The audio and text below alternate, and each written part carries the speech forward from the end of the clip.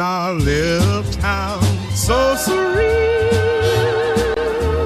where the grass is green, the air so clean. We gather round the table every night, joyful days, oh once I yet, with values past, with generations past, living life with love that surely lasts. As the city lights look bright, we hold to our roots tight, in our hearts the same old choirs, guided by the good old days.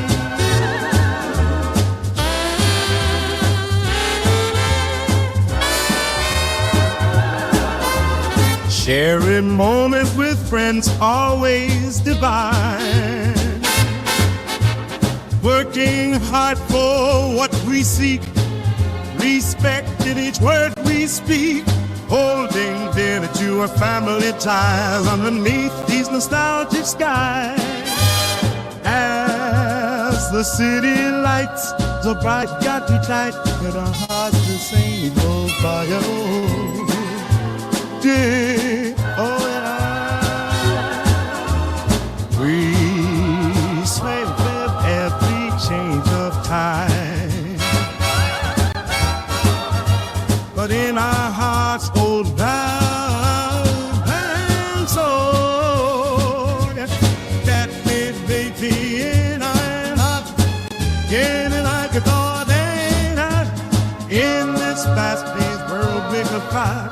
Traditions keep our hearts going wild, but you'll find in our hearts simple ways, we got it by the good old days.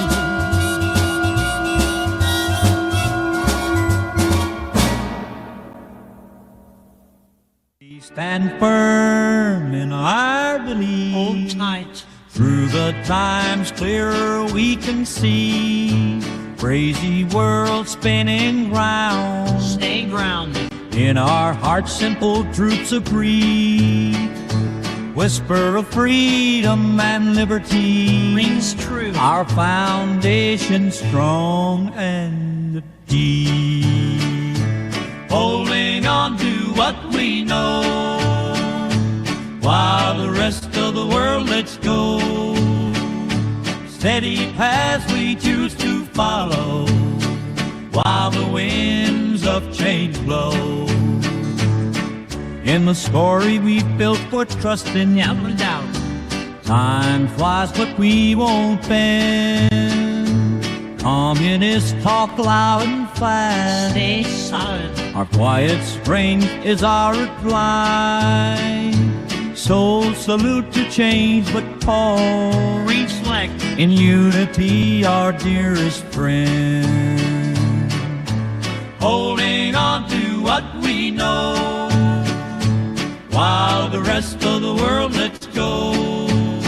Steady paths we choose to follow, while the winds of change blow.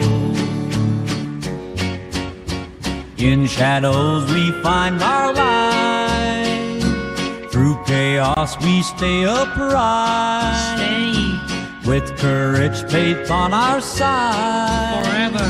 standing firm our guide, holding on to what we know, while the rest of the world lets go.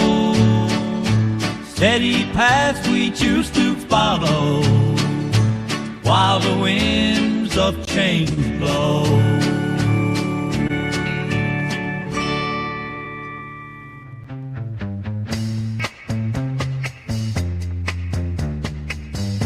In the heart of the jungle there's a whisper. John Birch, a soldier, takes the lead. With a spirit so brave he conquers darkness. On his mission hear the call, take heed. Through the shadows red wild winds blow. He's seeking the truth, where few dare to go. John in the heart of the wild. John on a journey so styled. John in the heart of the wild.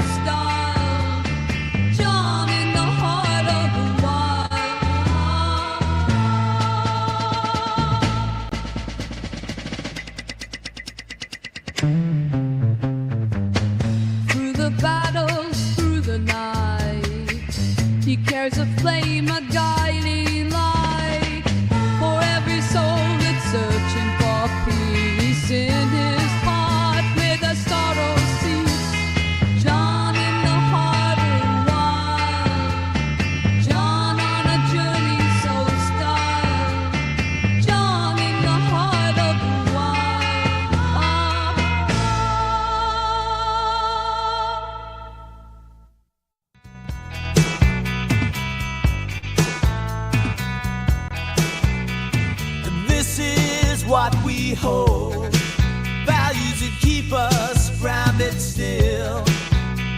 Stand up for what is right, don't let the world make your will. Freedom and balance, it's here to stay. So let's embrace this life our way. Tradition calls, if you don't stand firmly, hold it tight. If you let go of the reins, you'll miss your connection. So share a smile today in this community that we build. With love and respect, that's how our hearts can fill. We carry forward, we know our truth. In this great land, it's our time to move. If you want to stand firm, no lane in new direction. Hold it tight. If you let go of the reins, you'll miss your connection.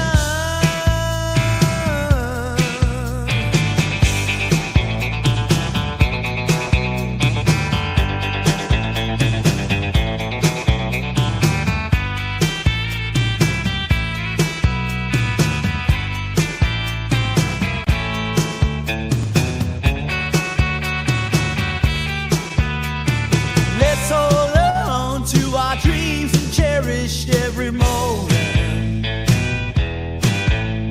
With values intact, we trust in them. We find our hope. Tradition calls. If you don't stand firm in your lane, you lose your direction. Hold it tight. If you let go of the reins, you'll miss your connection. Times are changing, feel the buzzing, staying true when they're fussing. Keep the flag a-flying through stormy nights. With the star-spangled banner, I stand tall with manners. Cross my heart with hope in sight.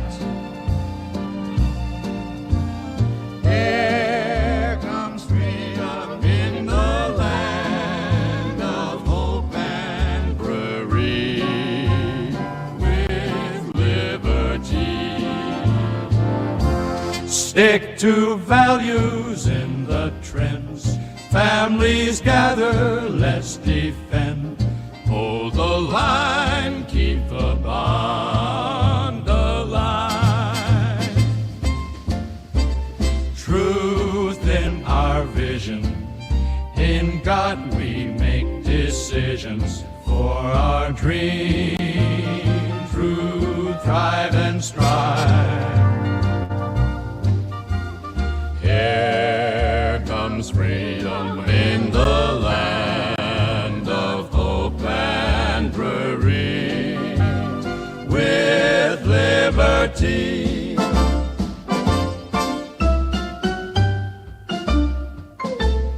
We'll keep fighting for what's right, standing strong in the night. Here comes freedom in the land of hope and bravery with liberty.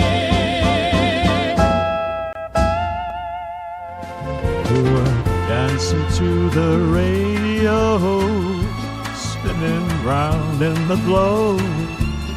Carry dreams on the wind to see our heroes begin.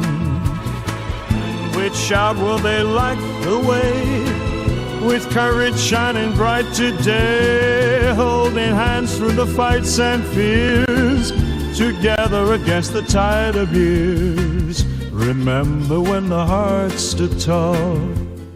We stand for our rights, we won't back down. We'll fire our hearts, we're taking the town. Against the shadows, we'll fight for our land. Together we rise, united we stand. Feel the beat of the drums, we'll chant and shout across the street or save the hearts of the crowd. No room for whispers, for fear and regret, but I don't own story. You ain't seen nothing yet. Well, freedom we cherish. We'll make the stands. We're ready up to fight it. Time for our dance.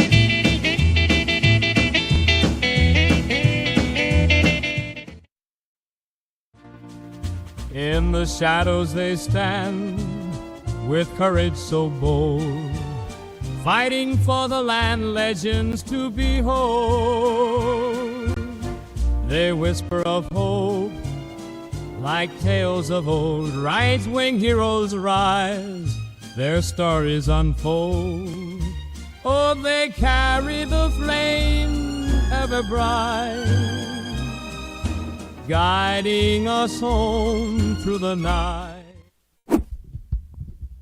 Hello and welcome to this episode of Culturama, where we like to take on the infectious elements of postmodernism and how it has permeated every major aspect and element of our culture here in the United States. And so we try to attack that by reclaiming the zeitgeist and reintroducing values of traditional Americana. I want to thank each and every one of you that has joined us here today on this show and are watching the stream. I apologize for the rough start. I had a previous stream up and I had to end it because it looked like that I didn't have the camera running and correctly. So I apologize. I hope that we have our original previous viewers of the last stream that tuned in into this one. So I do want to thank you and wish many thanks to those that are tuning in right now. I see comments are now starting to come into the chat room. Bucks Nasty is in the chat. Welcome, Bucks Nasty, and welcome many more that are watching here today and will comment. So please, if you can, shoot a like and a share to the stream, and it will go a long way in supporting what I do here in Culturama, and it will go a long way in making sure that this stream can survive. But today is Thursday, June 26th, and we are, there is a lot of news to cover, especially as far as New York is concerned. And that's going to be the primary focus of today's episode. That is Zoran and New York City, everyone. So this is going to be a New York heavy episode. Less national news, however, I will touch on some national news and some cultural trends that we are seeing here today on the stream.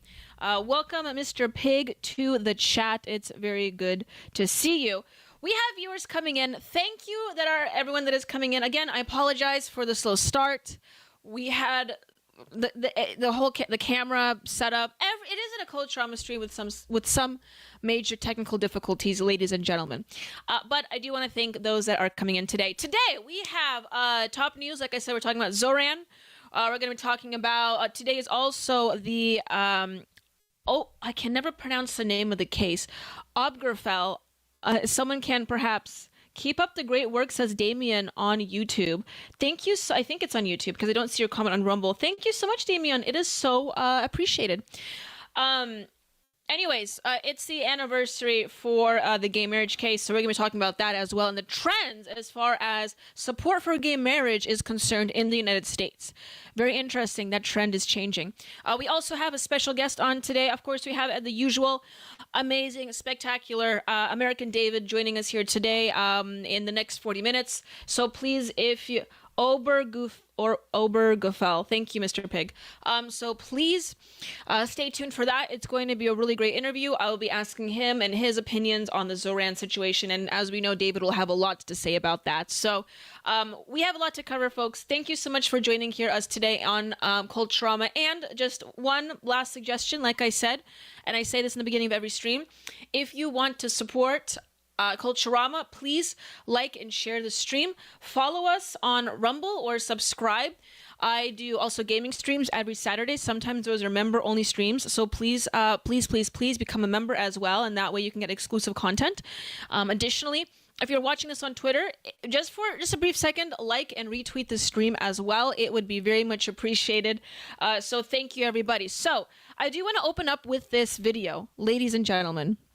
Let me see if I can get my screen up here to get ready. This is Zoran's victory speech. Prepare yourselves because this has been making headline news everywhere on any report, on any news story, at any podcast, on any stream.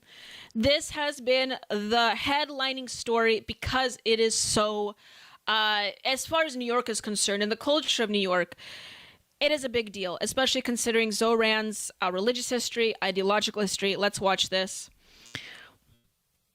Here's his victory speech. We're going to open up with this. And let me know if the audio levels aren't working with us today, okay? In the words of Nelson Mandela, it always seems impossible until it is done.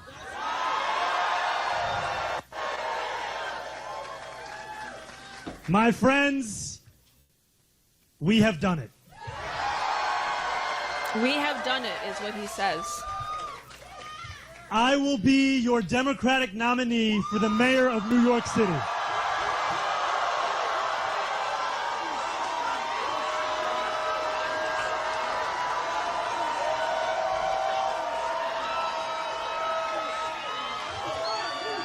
And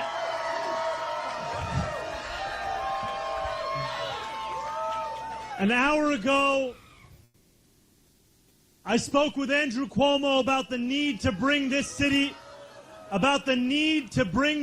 together.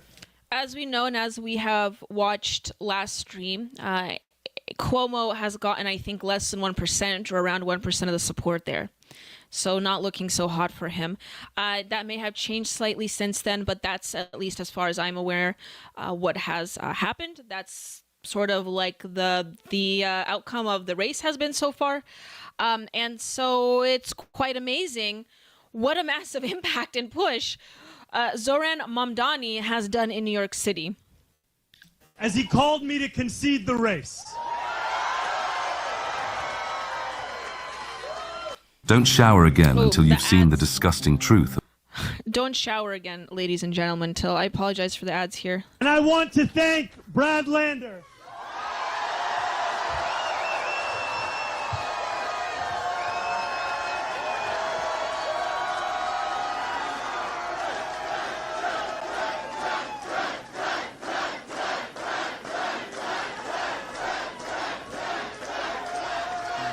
Who did exactly that. Together we have shown the power of the politics of the future. The politics of the future, and this is what the future looks like. One of partnership and of sincerity. This is indeed a very pertinent statement that Zoran has made, and I think it is very significant that he made this statement. I'll just quickly comment here. This is the politics of the future in certain parts of the United States, and we're going to be seeing this as demographic changes occur. Now, it has been my inkling, you could just say out there, I'll throw it out there, when I did find out about the news last stream that he had won the primary, my initial guess was that it was due to demographic change, and that seems to be what most of the opposition has been saying. But we will cover that later on in the stream today. But is this truly a byproduct of the demographic changes in New York City and New York State? Now, I'm partial to think it is. Some have say that in tandem with that, not only is there an ideological change, but there has been more of a religious change as well in that composition, which could also have led to why we are seemingly getting a Mamdani. So I just want you guys to consider that as we proceed further in today's episode and show. Thank you, brother. Today, 8 months after launching this campaign, with the vision of a city that every New Yorker could afford, we have won.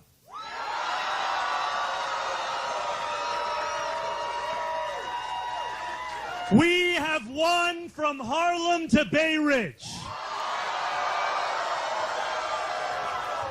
We have won from Jackson Heights to Port Richmond. We have won from Maspeth to Chinatown. We have won because New Yorkers have stood up for a city they can afford. Interesting. A city where they can do more than just struggle. One where those who toil in the night can enjoy the fruits of their labor in the day. Where hard work is repaid with a stable life. Where 8 hours on the factory floor or behind the wheel of a cab is enough to pay the mortgage. It is enough to keep the lights on. Very interesting talking points from someone like him. I'm going to jump right back into this video and talk more about it with you guys after this quick commercial break. Please, please, please drop a link to the stream to your group chats, to your friend groups, whatever it may be online, in your Discord groups. Please go ahead, or your Discord channels. Please go ahead and share the stream, like the stream. Let's get as many people in here as possible as we proceed further with this very interesting news story, everyone. I will be right back. Like I said, within the next 30 minutes, we also will be having a special guest joining us, American David, to discuss these topics. So please, if you will, support the show. Send in a Rumble rant. Go ahead and send in a Rumble rant. It will go a long way in supporting me, and I will answer any of your questions, your comments. If you are watching on YouTube, Twitch, or on X, if you do want to contact me that way, you will have to do it through Rumble. I'm sorry, that's just the best way to contact me. So please consider getting a Rumble account, please, and sending in a Rumble rant for that. I will be right back, ladies and gentlemen.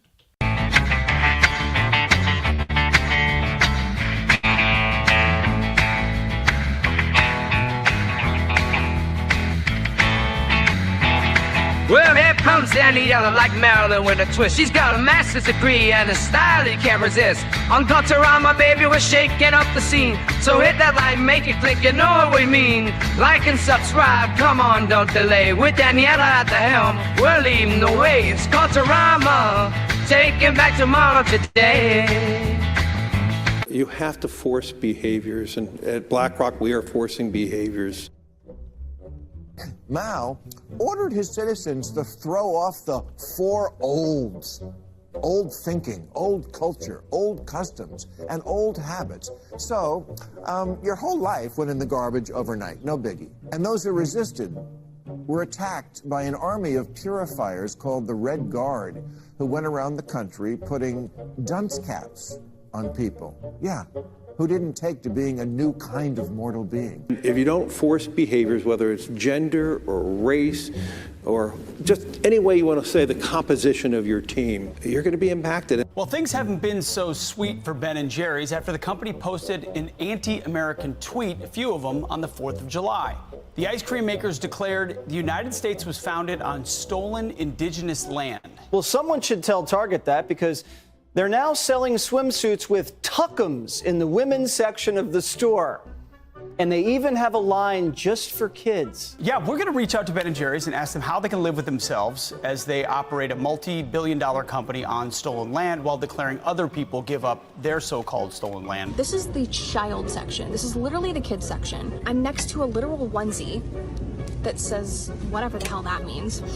We have "Glad you came out" and "I'm so happy that you're queer" in the kids section. Are you kidding me? I'm sorry, but pride and toddler don't belong in the same sentence. Good news! Starbucks will offer its workers reimbursement of travel expenses related to accessing abortion and gender-affirming procedures.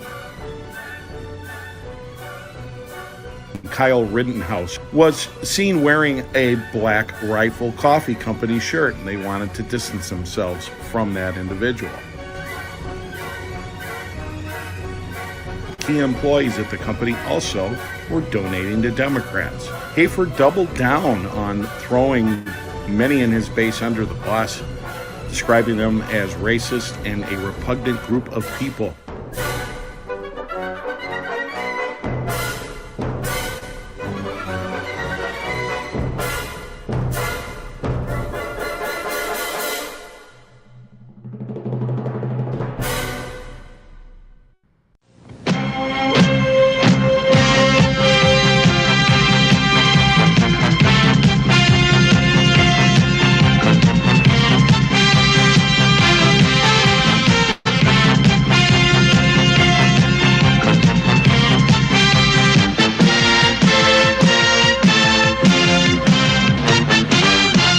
Hey, Liberty lovers, stop scrolling, because if you're tired of the same old news, then I've got just the wake-up call for you. I want to thank you for tuning in to Culturama, and I know that you're enjoying every minute of it. Join us at rumble.com/AP4Liberty. The Wake Up America show is Mondays through Fridays, 7 to 9 a.m. Central Time. It's a great way to start your day. Coffee's optional, but waking up is mandatory. Remember, at Wake Up America, we'll keep you sharp, we'll keep you laughing, most of all, we'll keep you free. I'll see you in the morning.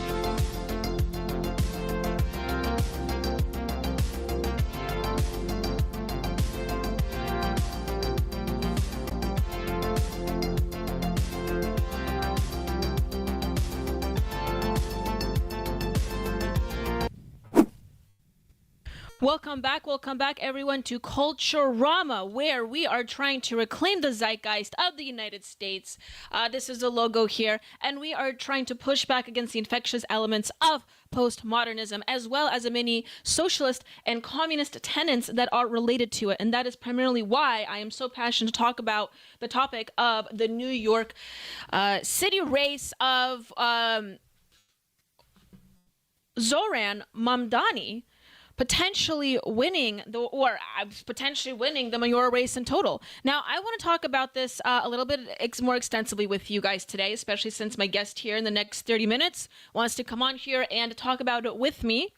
But I do want to open up with this article before we proceed further. Please like and share the stream as we proceed forward. But before I do want to get into the story here, hold on, let me pull up the article. Before I do, from New York Post, you guys can see it behind me. Before I read this article, I do want to say, as far as the Republican candidate is concerned, Curtis Sliwa has won the Republican primary for New York City mayor. Now, reliable insider sources, I can't say who, but reliable insider sources have since today told me that big MAGA figures, again, I can't say who, you guys may see this coming to fruition. If it doesn't, just ignore what I'm saying. But they are saying that big MAGA sources are asking Curtis, who is running as a Republican, asking him to step aside and to drop out and to endorse Eric Adams instead to run against Zohran. Now, again, don't take my word for it if you don't want to believe me, but that's what I've heard. Time will only tell if that will happen. But it seems like to me that major figureheads within the MAGA movement, you could even say within the administration potentially, don't want this guy to run. Now, I can't explain the details as to why that would be the case, but that's just what I've heard. Time will only tell if that will happen. Curtis Sliwa has won the Republican primary for New York City mayor. Sliwa, who's founded the nonprofit Guardian Angels, ran unopposed. He ran for mayor in 2021 and lost to current mayor Eric Adams. Again, they're asking him to step aside to endorse Eric Adams so Eric Adams can continue this. But like I said, time will only tell. Now, Zohran Mamdani's surprise New York City mayoral primary victory came from these neighborhoods and a far broader coalition than expected. Let's read this article together. In the Democratic mayoral primary was driven by voters in the Crunchy Granola Brooklyn neighborhoods.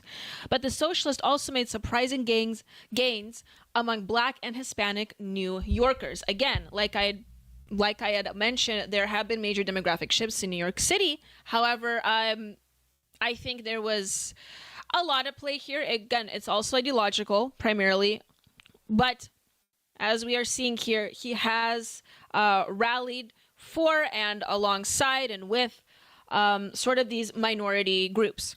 The 33-year-old Queens Assemblyman wiped the floor with former Governor Andrew Cuomo in the brownstone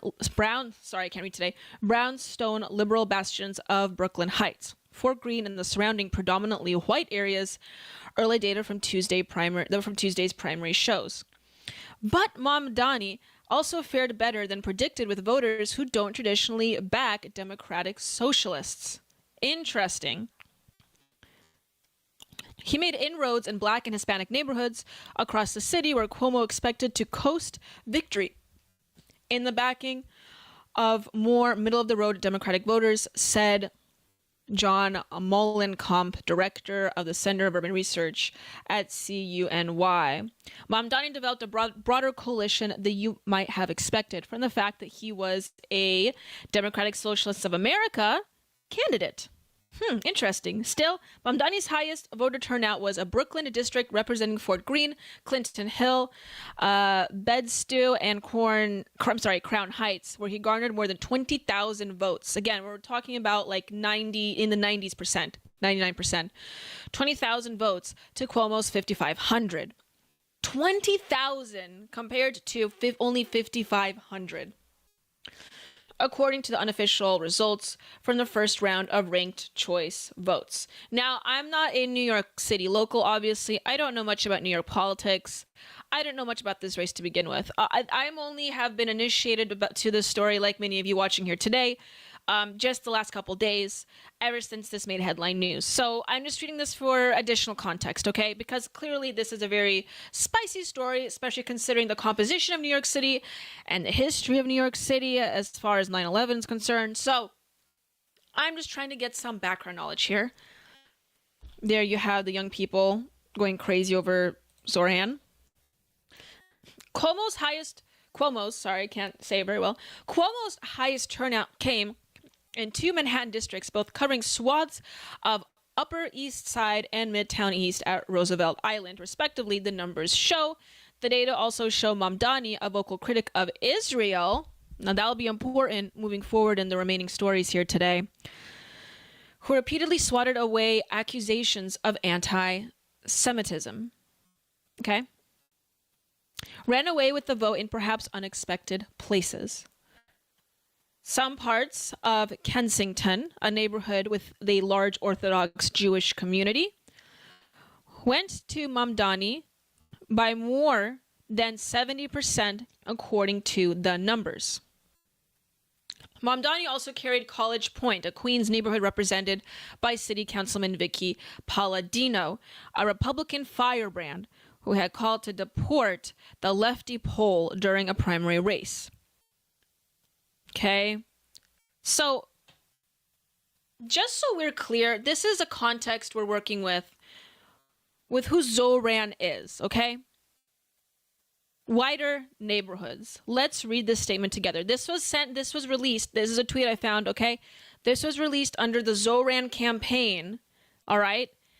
And this is what they released here. I want you guys to pay attention.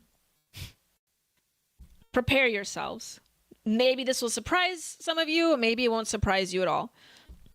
Sent under the Zoran campaign will include much of the New York City Advisory Commission on Poverty Tax Reforms in 2021's recommendations, which are comprehensive. However, shorter-term immediate relief is necessary. The Zoran administration will, number one, shift the tax burden from overtaxed homeowners in the outer boroughs to more expensive homes in richer and, quote, wider neighborhoods. Interesting.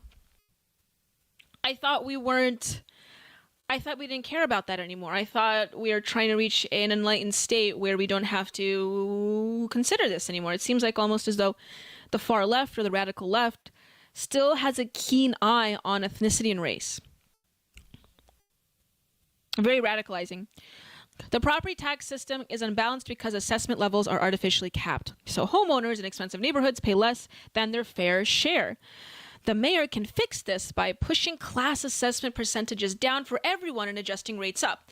Again, this sounds like, and it reads like this would be an economic issue. This would be something, not even an economic issue, I apologize, more of a class issue. And, like a clash of classes within New York City and the class stratification that's happening there, which I'm sure is quite drastic, especially in some parts of New York City. Why are they attributing this to wider neighborhoods? In this statement, they are equating wider with richer. Again, very interesting. Point number 2, it says here in the outline. Advocate for the inclusion of, quote, circuit breakers to ensure that low and moderate income households, like many of the seniors living in gentrifying neighborhoods, are not a cost burden by these changes. And then point number 3, stop treating co-ops and condos as if they were rentals. Okay, that one. Interesting.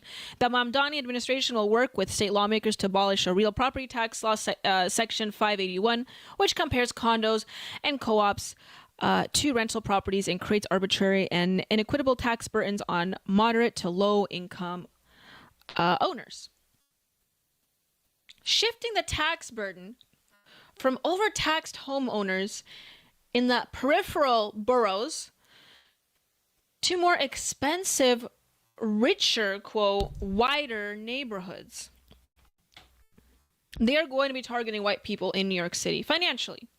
So if you live in New York City and you happen to be living even in the periphery of these more wealthier, I wouldn't even necessarily say wealthier, I'm not sure, more wider neighborhoods, Godspeed and God bless. Because it looks like things aren't getting any easier. Whiter neighborhoods understand where we are politically. Okay, this is a demographics question.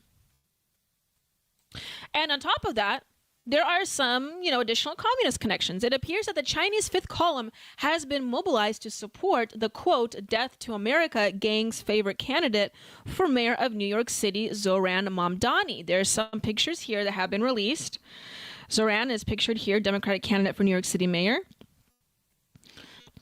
with some Chinatown officials here, New York State Senator, and a Chinese consulate in New York, Huan Ping. So Grace Lee, Democrat, New York State Assembly, Huan Ping, Consul General of the Chinese Consulate in New York. New York State Senator, so these are all the people that were originally pictured here.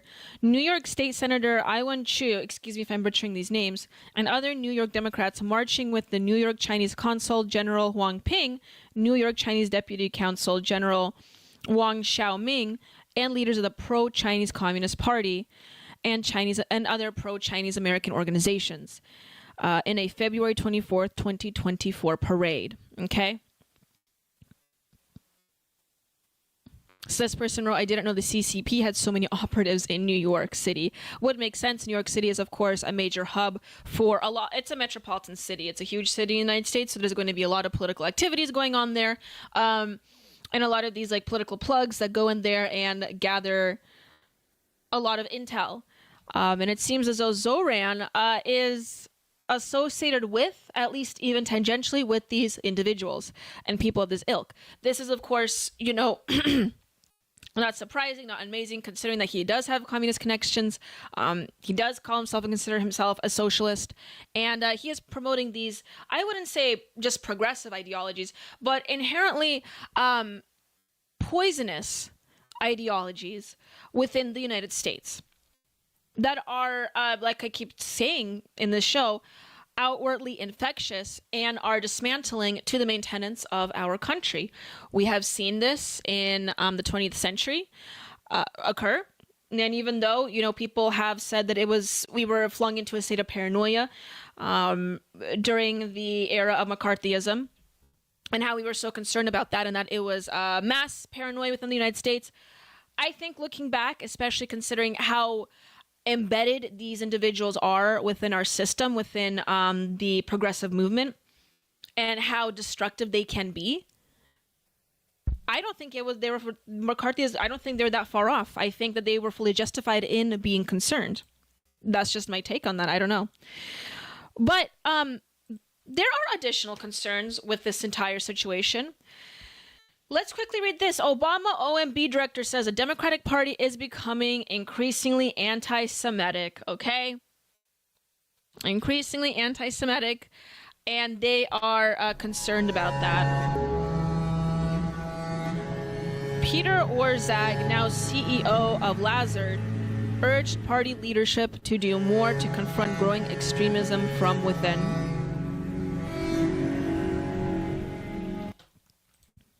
Jewish congressman. So there is already concern within the Democratic Party of anti-Semitism rising. Okay, we've seen this happen ever since October 7th. This is nothing new. Especially a year ago, we had those riots happening. Well, not riots. I guess you could say college protests happening. that stirred. I've seen it happen here in Washington State quite a bit. The pro-Palestinian protesters, we've seen it nationwide. A lot of them happen to be involved with the Democrat Party. Naturally so, officials within the Democratic Party are going to be quite concerned about the potentials of anti-Semitism rising within the party. Now, this story came up, I thought it was quite interesting. Jewish congressmen endorse Mamdani for New York City mayor in contrast to community worries. Chuck Schumer and Jerry Nadler back anti-Israel socialist, because he is openly anti-Israel, after his upset victory in mayoral primary. But some Jews urge candidate to commit to safety measures. Let's quickly read this together here. Zoran Mamdani's upset victory in the New York City's Democratic mayoral primary has set off shockwaves among the Jewish communal establishment that has usually been able to count on the mayor to be in their corner of Israel and related issues. At the same time, two of the city's most veteran Jewish pro-Israel Democratic politicians, including the highest-ranking Jewish member of Congress, issued endorsements of Mamdani, a supporter of the Boycott Israel movement.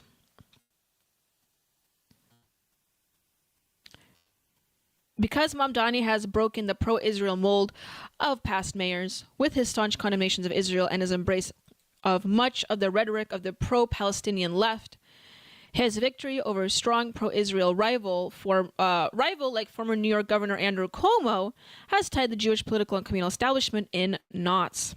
Okay, these people are getting concerned. Many of their statements appeared to mix disappointment in the results, with the resignation of Mamdani could end up being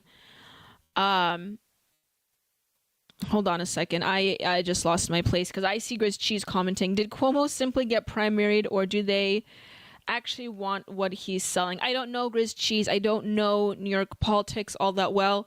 But what I do understand and what I have seen is that there's a lot of elements as to why this is happening in New York City.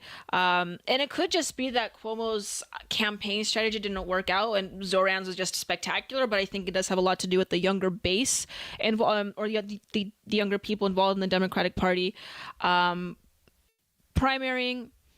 in that or voting in that area. They seem to be more active. I know that the New York Young Republicans are quite active. I would imagine that the Democrats are quite active as well, especially the younger generation there. Additionally, I do think a lot of it relates to the demographic changes that we have been seeing. So, I don't know. But anyways, many of their statements appeared to mix disappointment in the results with the resignation that Mamdani could end up being mayor. As a result, they described how they might work with the 33-year-old upstart who, as a likely Democrat nominee, has an enormous advantage in the November election. This is coming from the UGA Federation of New York. Our Jewish community is strong and resilient. The UGA Federation of New York is a charitable fundraising powerhouse, and it supports a wide range of local and Israeli Jewish social service. Okay, so you already know a very interesting organization there. They say we have been resilient and strong for generations. We know there is a lot of concern right now, but we'll not waver in our values. We'll keep standing up forcefully and unapologetically for our community's needs, for Israel's needs.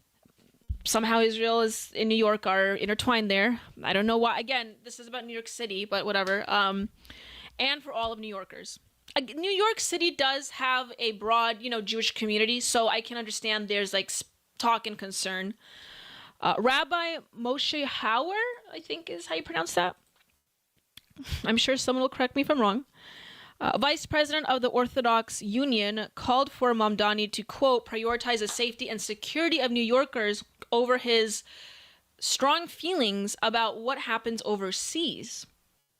That's very interesting. They say they don't want conversation about what's happening overseas, but yet they promote pro-Israel narratives. At least that's what they say their community wants to happen. So, in the organization, so it's just interesting that they're on Zoran for this, but then say like, let's not talk about what happens overseas. Let's keep the conversation about New York. Meanwhile, there's still, talking about what's happening overseas. It's quite interesting. Anyway. Okay, the rabbi also stated that the safety of all New Yorkers, including Jewish New Yorkers, is the single greatest responsibility of the mayor of New York. Okay, Howard said, I just want to reread the quote here for a second. The safety of all New Yorkers, including Jewish New Yorkers, is the single greatest responsibility of the mayor of New York. I would agree. That includes people of many colors and creeds. Howard said in a statement,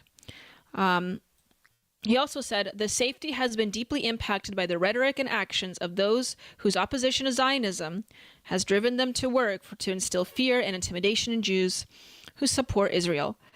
It is time for Mr. Mamdani to move from the disturbance to responsibility and to unambiguously reject and rein in the actors with whom he has been strongly associated. So,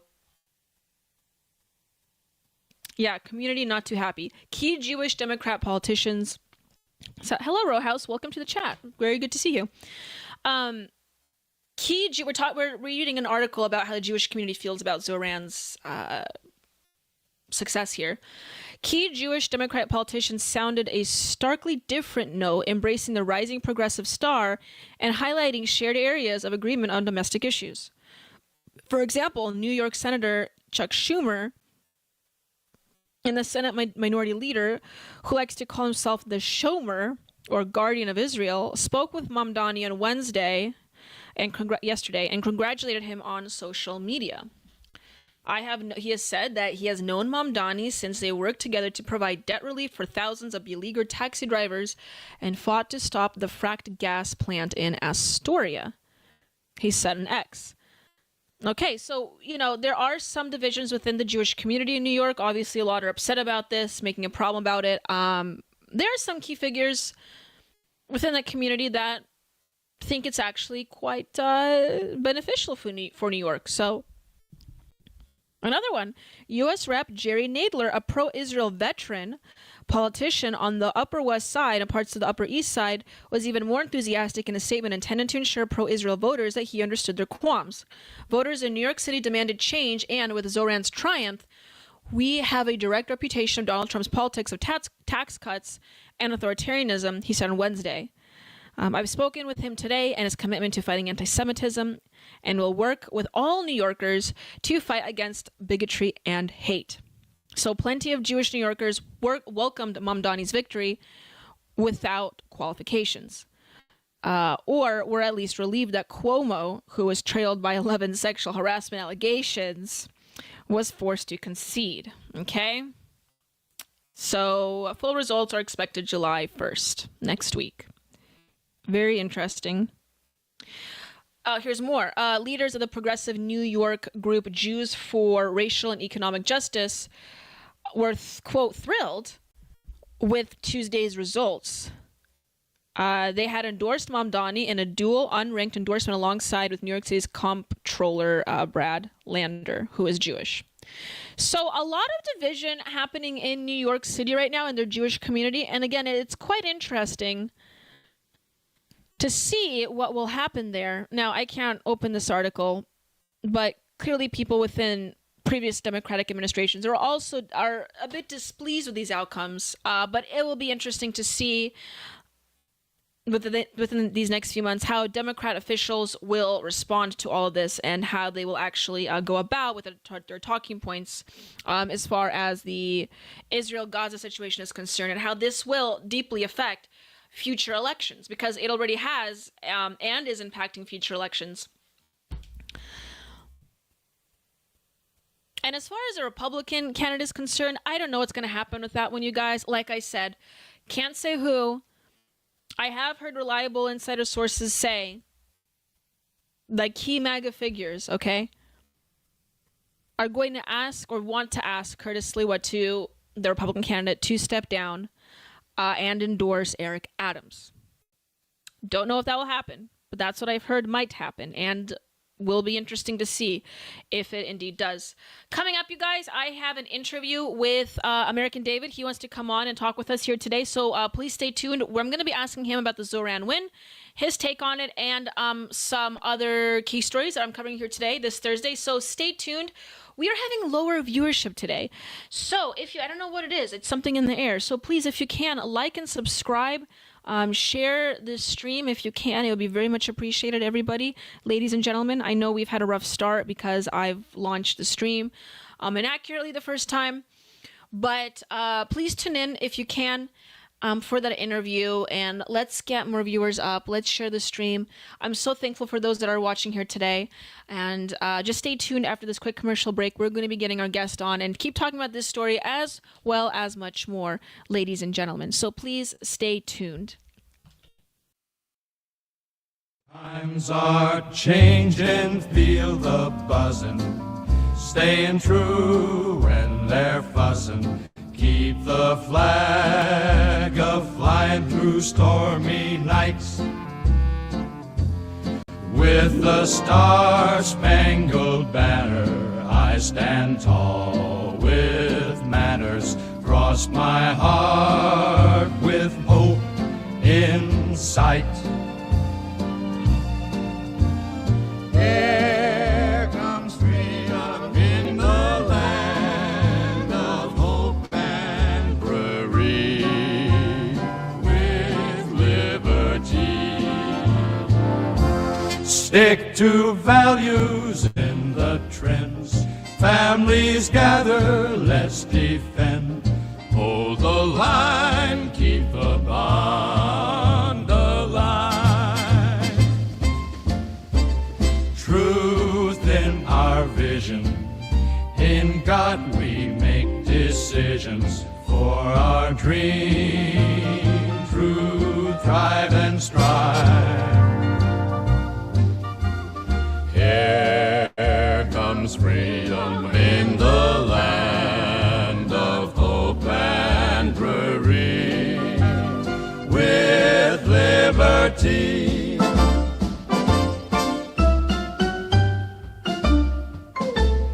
We'll keep fighting for what's right, standing strong in the night. Here comes freedom in the land of hope and bravery, with liberty.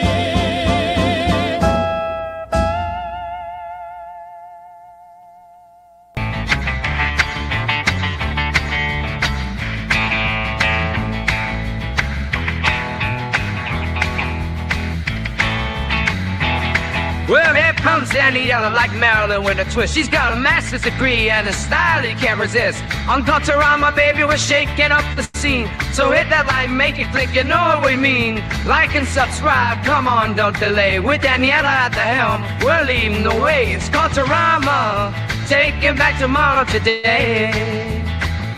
You have to force behaviors, and at BlackRock, we are forcing behaviors. Mao ordered his citizens to throw off the four olds.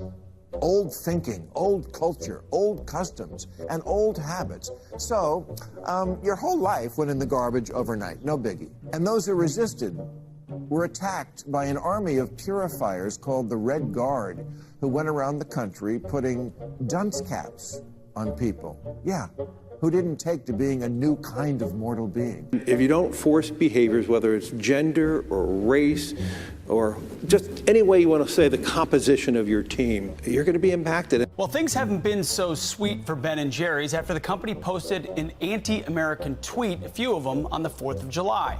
The ice cream makers declared the United States was founded on stolen indigenous land. Well, someone should tell Target that, because they're now selling swimsuits with tuckums in the women's section of the store.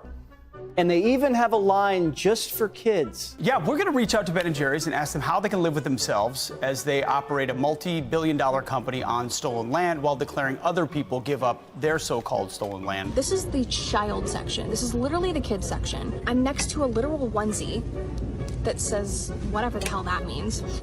We have glad you came out, and I'm so happy that you're queer. In the kids section. Are you kidding me? I'm sorry, but pride and toddler don't belong in the same sentence. Good news! Starbucks will offer its workers reimbursement of travel expenses related to accessing abortion and gender-affirming procedures. Kyle Rittenhouse was seen wearing a Black Rifle Coffee Company shirt, and they wanted to distance themselves from that individual. Key employees at the company also were donating to Democrats. Hafer doubled down on throwing many in his base under the bus, describing them as racist and a repugnant group of people.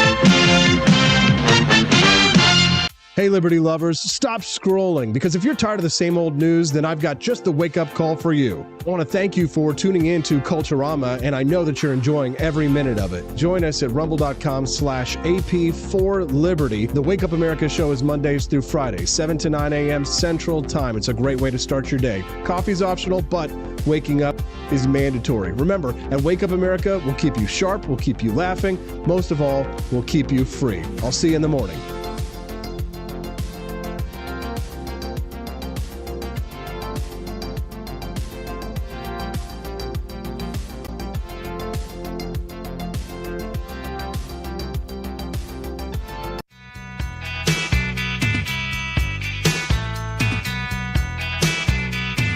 This is what we hold, values that keep us grounded still.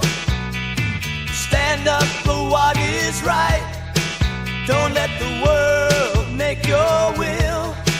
Freedom and balance, it's here to stay, so let's embrace. Watch me on Rumble, on YouTube, on Twitch, and on X this Saturday. And that will start at the same time, 5 p.m. PST, 7 p.m. Central Time.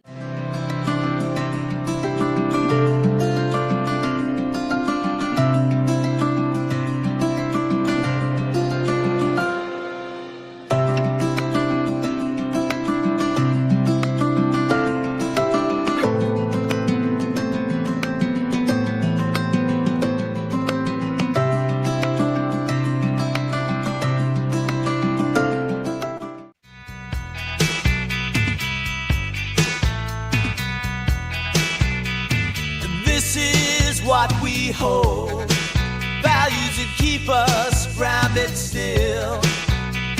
Stand up for what is right, don't let the world make your will.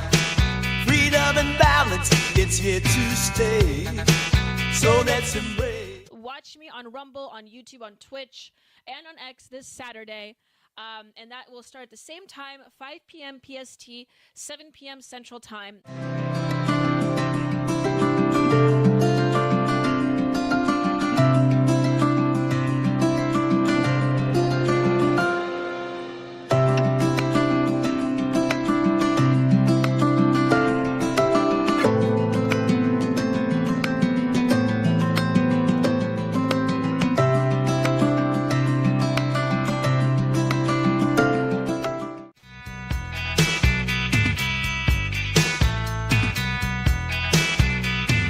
This is what we hold, values that keep us grounded still. Stand up for what is right, don't let the world make your will. Freedom and Sorry about that slow start. It looks like my guest is running a little late, so we will launch up that interview hopefully very soon here. But before I do that, I do want to open up with this very interesting story, everyone. As you all know, okay? Hold on a second. Let me open this up. As we all know, it is the anniversary of Obergefell, or Bergefell, I can never pronounce that, and Hodges. You guys remember that? Let's watch this together, ladies and gentlemen. What a time to be alive and celebrate on Pride Month. I just want to remind you guys, it is still officially Pride Month, okay? I agree, Rowhouse. The chat is rather slow today. I don't know what. I think it's because I had a rough start to the stream today. I had I had to restart it. Anyway, I'm sure people will come flooding in, of course. But it is still Pride Month. We're in the last week. Yes, we're in the last few days of Pride Month. So let's remember it accordingly, shall we? Marriage nationwide. Jim Obergefell, the named plaintiff, was thrust into the national spotlight. But there was one thing Obergefell didn't see coming as a result of the case. This person that's narrating this entire situation clearly has his own sexual proclivities. You can hear in the inflection of his voice. Rick Hodges, who represented the state's effort to keep same-sex marriage illegal. A year after the decision, I was in Columbus doing something with Equality Ohio. The executive director, who was a friend, said, "Hey, Jim, any interest in meeting Rick Hodges?" And my response was, "I don't know, you tell me. Do I want to meet Rick Hodges?" And she said, "Yeah, I think you do." We met for coffee in a hotel and immediately hit it off. I think my first words to him were, I don't know if congratulations are in order. It's hard not to like someone when the first thing out of his mouth is, "Jim, I've never been happier to lose something." Hodges was the acting. Okay. Interesting. I just want to open up with this story. It looks like my guest is is waiting in the back room, so I'll bring him in. But 10 years after I can never pronounce it, Obergefell, okay, you guys? 10 years later, how many strides we have made since then? Very big changes. You'd think culturally we're all accepting this, right? Well, it seems not. Gay marriage faces growing threats. Same-sex marriage equality has been the law of the land for 10 years as of Thursday, today. This is the 10th anniversary. But after a string of crushing losses for the LGBTQ rights at the Supreme Court, this term calls for the court to revisit its decision in the case Obergefell versus Hodges, including from its own justices, those involved in the fight, to wonder how long their victory may last. We are seeing major changes, reps and Dems now wider apart than in decades. Statistically speaking, here's another one, a record party divide of 10 years after same-sex marriage ruling, Republican support for same-sex marriage has dropped drastically 14 points since 2022, just in the last few years. And I want to ask you guys this. Why do you think this is happening? Why do you think that there are massive changes within the party lines of support, and why it's dropping as far as conservatives and Republicans are concerned for gay marriage? Of course, we have talked about earlier on the show during Pride Month that support for gay pride events have also been drastically dropping. Funding has not been really happening for this in all major cities across the United States. Lacking of funding for these parades and these events to happen this month have been limited. And so that begs a question, maybe that's related in tandem with perhaps it's a president administration. Perhaps it's just an organic rise of an organic reactionary movement set against what we have been seeing with various advertising campaigns, like we've seen with Budweiser, with Toyota, and so forth. And like we have seen in movies, like even Disney movies, pushing this progressive agenda narrative that we're supposed to support these things. But regardless of the cause, it remains to be seen whether or not support for gay marriage will continue onward. Okay? And let me just quickly, that's the Zoom meeting here. Let me quickly bring in my guest here, because he says he wants to start. So I want to bring him in. I'll ask him about this as well as the Zohar situation. But let me bring in my guest here, so we can start an interview together. Okay, we got the link here. I was waiting for him. He wouldn't show up. So we're going to start.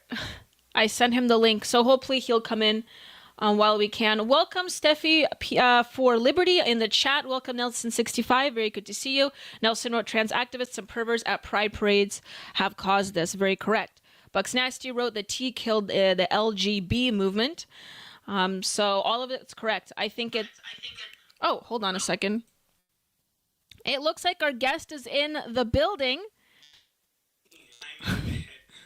Wonderful. Let me get the scene up here. There we go. Okay, you look great. You're perfect. I just skipped the, David, I just skipped the intro card. You're live now with us here today.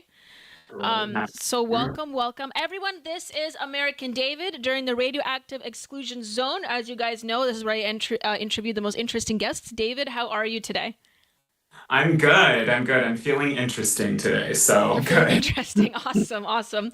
So, yeah, we have been having a pretty interesting show. Again, interesting, stirring out there. I talked about Zoran. I know you want to talk about that here today, and I want to get your take on that and what's happening in New York City, like what your pulse analysis is. Okay, I think the audio should be good now. I fixed the audio. Thank you. Someone's telling me to fix the audio. Perfect. Guys, let me know in the chat if the audio works well and sounds well.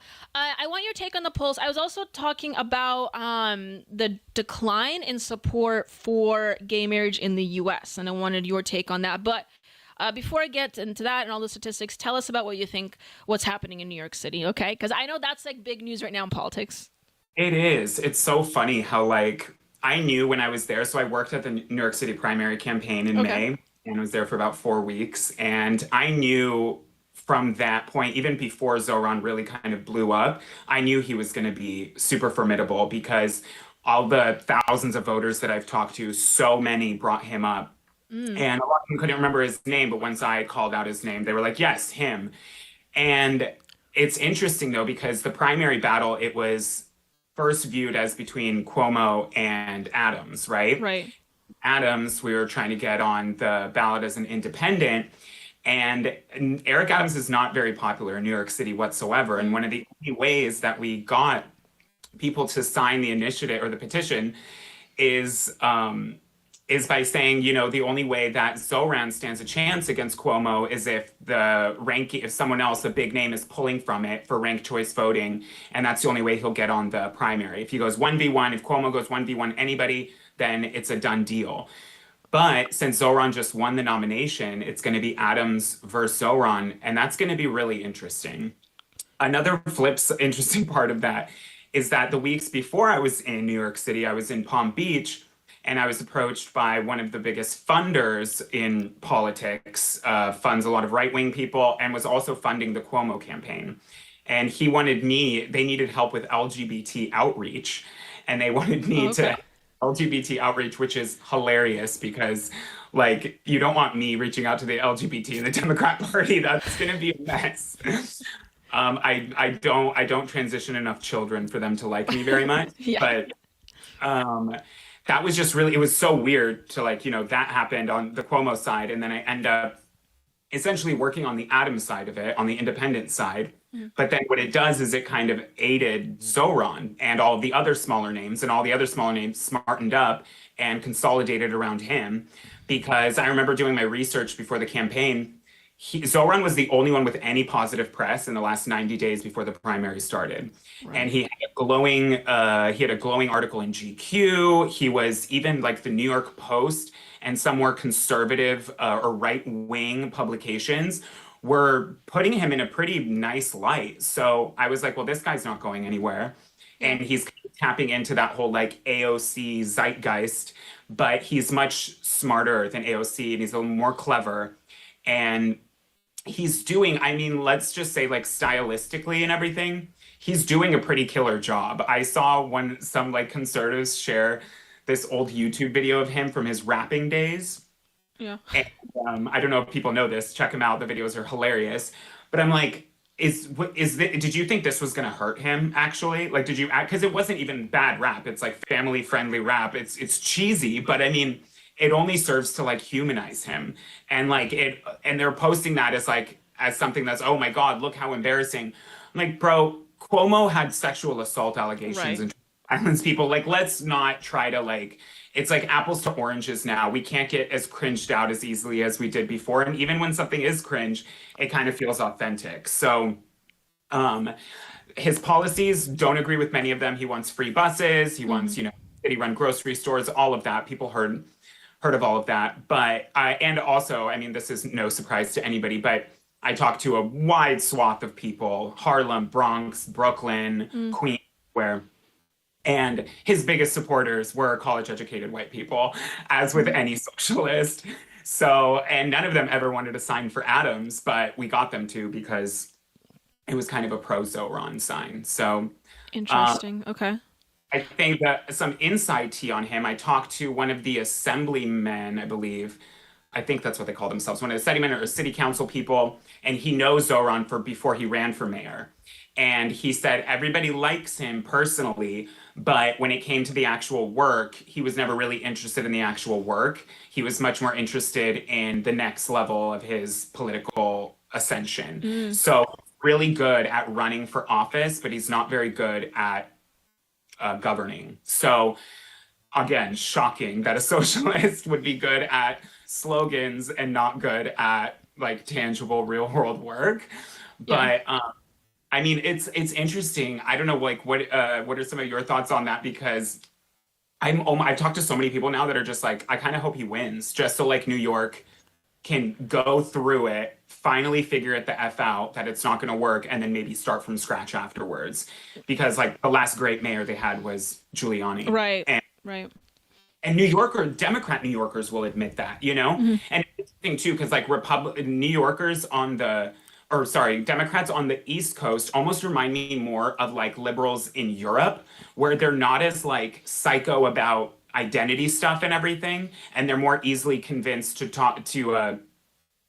speak on like slightly right-wing economics or this, that, and the third, So it's interesting because on the West Coast we are very, very like enshrined, ingratiated with this like identity politics and all of that. That's kind of what what we're known for out here, San Francisco, Portland, LA, But over there it seems to be a little different, maybe because it's such a cluster F anyway, of like so many things happening, so many people running, so many issues that need to be dealt with. But I did find it interesting that it almost reminded me of like liberals from Europe, where they're not as concerned with identity politics and more concerned with livability.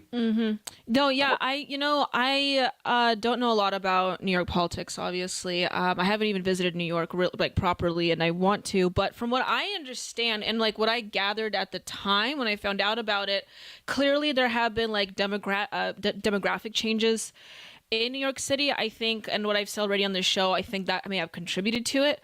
And it does seem like, and I was going to ask you this next question actually, because I don't know, again, New York politics very well, but it does seem like a lot of like college educated, younger individuals are there in New York are far more mobilized politically, and it seems to be the case for both parties. And because the New York Young Republicans, from what I'm like familiar with, seem very well mobilized, or they're like one of the most well-known chapters in the nation. And so I would assume that the Democrats and Young Democrats are very similar. But I was gonna like ask your take on that and ask you like how mobilized you think the youth really are there. But clearly, I think they are. Yeah, they are, and it's less so with the Democrats. A lot of the young people have given up on the Democrats. It's more of it's like the Working Families Party or coalition, and it's much more like the Democratic Socialists. Like it's much more, extreme. I mean, between NYU, Columbia University, and all of that, you're gonna get the extremities. So do you think a good part of this, because he is like openly like he's like a socialist, right? So like. Do you think it's just the radical? Some may consider that radical. I've seen people like David Hogg, like younger people, Dean Withers, even I think, tweet that like this is their like the younger Democrats are celebrating this. Obviously, they want someone younger, different. Do you think this could be attributed to some of like the radicalizing elements within the left wing, like we perhaps may see radicalizing elements within the right wing as well right now? 100%, 100%, and that's actually a really good point. Is that we've seen some of our figures rise up in this. It's really populism, basically. Like left-wing populism and right-wing populism is the name of the game now. So, and I think the left has maybe taken taken a note almost from like our side, even though they were technically the more populist ones for the longest time. But now they're doing it with like a pizzazz and panache and a style. So it's gonna be a tough sell because for the young people, I mean, for them to want to stick with Eric Adams and The Devil You Know. I feel like in general there's a feeling among young people and probably on the left especially that they're willing to kind of try anything right now. They're like the world is basically over. This is kind of like our last holds, like no holds barred. Let's just let's try something new. And it's gonna to do like a socialist experiment in the most famous city in the world. It's gonna be a shit show, but it's probably a very entertaining shit show. I definitely wouldn't necessarily want to live there. I might go back and visit for a while for multiple reasons, but yeah, I mean, a lot of people know about the other things he's talking about, like defunding the police and all of that. And the way he explained it, it was a little bit more nuanced, where he's like, he wants more like social workers and stuff, blah, blah, blah. They've tried that. They've tried that in here in Washington. They've tried that in California and Oregon. And what happens is that social workers end up in dangerous situations that they need a police officer for. So shocking, you know. The subways aren't being as trusted now.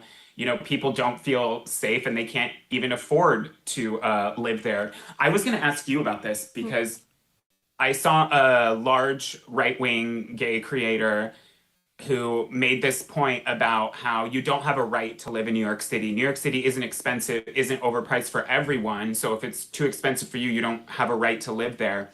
Which I understand, that's like the libertarian right-wing thing of like, you know, you can't afford to, don't live there.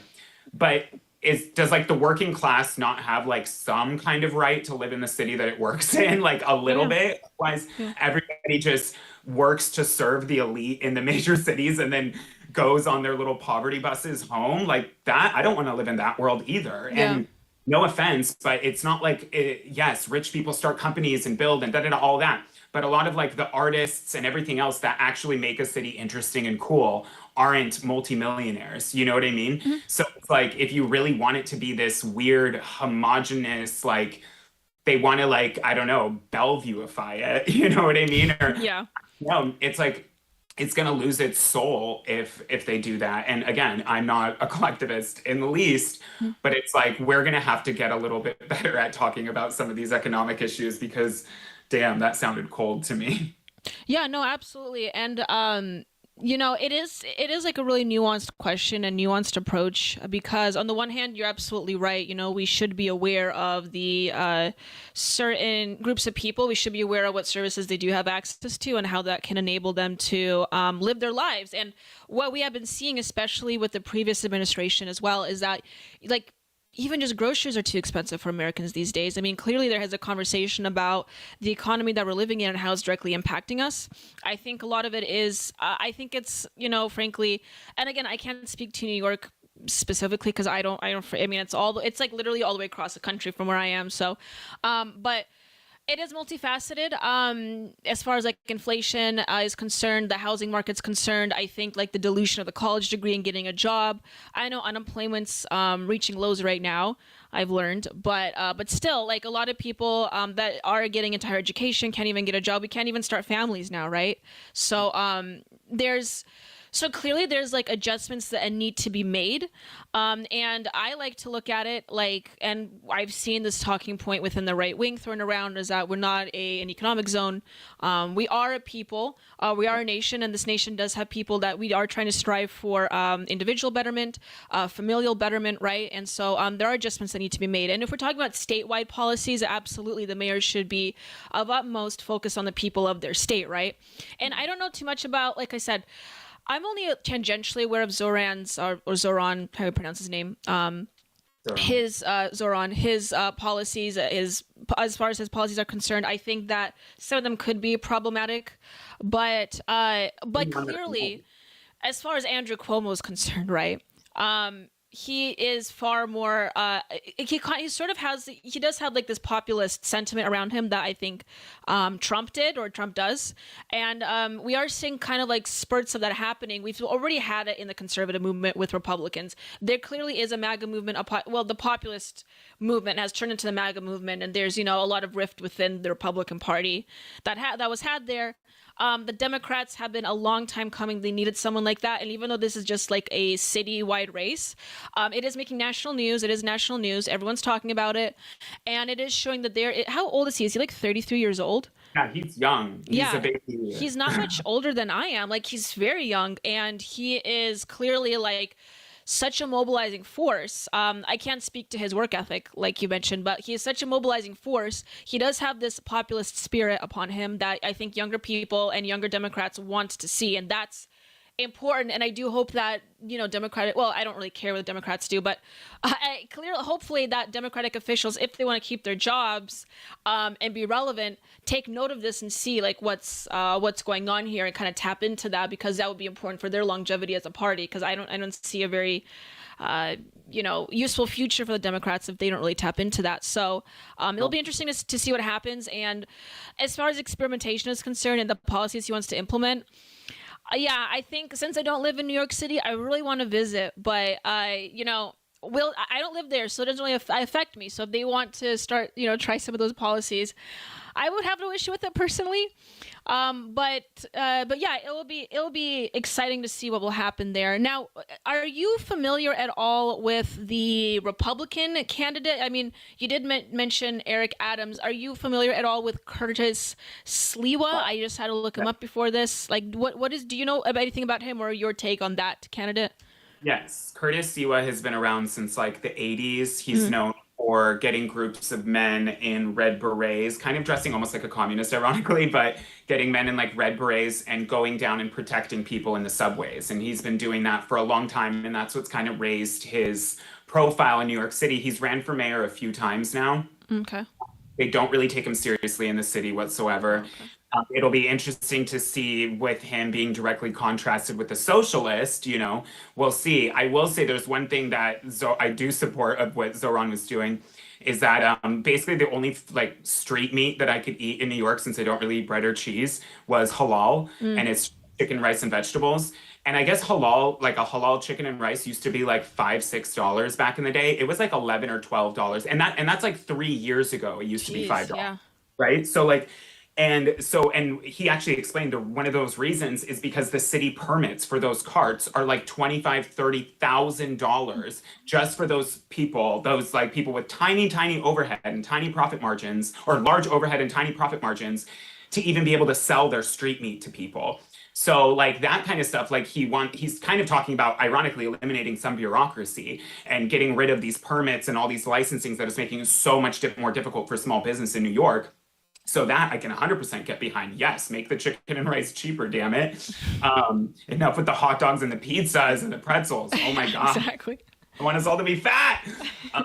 But yeah, Siwa is interesting. What's funny is one of my Ubers when I was there, this is so New York, but one of my Ubers when I was there was his like lieutenant, the Republican guy's like lieutenant and right-hand man for the longest time. And he actually ran for city council or representative in like Harlem.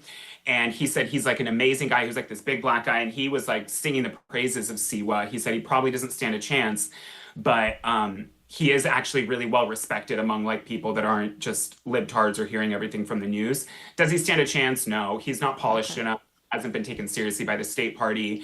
And I mean, he represents something, represents kind of like almost like the vigilante-ish thing, like Daniel Penny vibe. Yeah.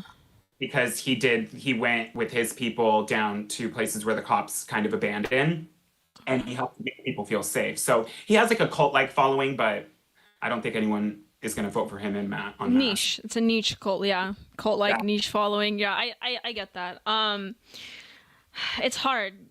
Being a niche individual like that is difficult. You have what it takes, but it just you don't have enough of the support there. That's hard. It'll be interesting to see how far he gets, but yeah, I'll take your word for it. New York seems like a hard place. What the last time they had a Republican, was it Giuliani? Was that really the last time they had Okay. That was the last Republican mayor they had, and that's also if you ask like any not just Democrat, any New Yorker for the most part with half a brain, whether Democrat or Republican, they say that's their favorite Giuliani. They don't like him now, but they loved him when he was mayor. I mean, he was called America's mayor because he was, you know, mayor 9/11 and all of that. So, I mean, if Giuliani popped into the race, who knows? I mean, I think he might be a little damaged goods at this point. Yeah, no, I don't know if he should do that. But we need someone that has his spirit, maybe. But kind of just to shift gears now, because I know this is like really local politics. But I did want to ask you more of a national, maybe even ideological question. But I did talk about it a little bit before he came on, and this is the anniversary of, I can never pronounce the case's name, Obergefell versus Hodges. Thank you. And, you know, this has been a conversation online, and I have come across a few articles today, earlier today, that state that there is a major shift as far as conservative and Republican support is for gay marriage. And it is steadily declining, especially since 2022. Now, maybe this is a bit of an obvious answer to this question, but I did want to get your take on it. What do you think is causing this? Do you think it's more so to do with like the younger generations of people that are, or do you think it's like I may have to look at the demographics here. I wasn't able to look at the articles before he came here, but what generational, like if there's a generational gap or not. But considering the decline, especially 2022, it went down by 14 points in one statistic I found, as far as the support is for gay marriage. What is your take on that? What do you think is causing that?